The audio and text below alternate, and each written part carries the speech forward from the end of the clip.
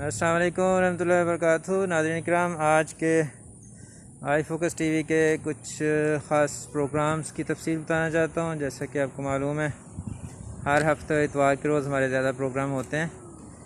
साथ साथ आपको यहाँ का मौसम और व्यू भी दे रहा हूँ।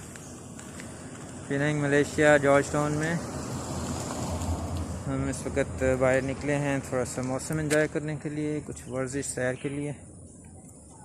तो आज के प्रोग्राम की तफसील बता देता हूँ। सबसे पहले जो मलेशिया टाइम के मुताबिक हमारा पहला प्रोग्राम साडी बैठक पंजाबी प्रोग्राम इंशाल्लाह 9 बजे होगा, पाकिस्तानी वक्त के मुताबिक 6 बजे। फिर उसके बाद दूसरा प्रोग्राम होगा 10 बजे, जो कि हमारा यारान सुखन शायरी का प्रोग्राम होता है। बहुत से नए शुरा को उसमें जय्यद शुरा को शामिल करते हैं, उस्ताद शुरा को शामिल करते हैं।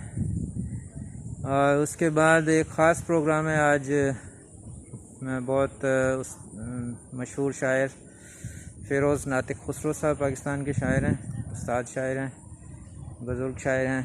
उनके साथ स्पेशल एक सिटिंग होगी जो कि इंशाअल्लाह 11 बजे यानी उसके 1 घंटे के बाद होगी। तो ये सारे आज के प्रोग्राम हैं।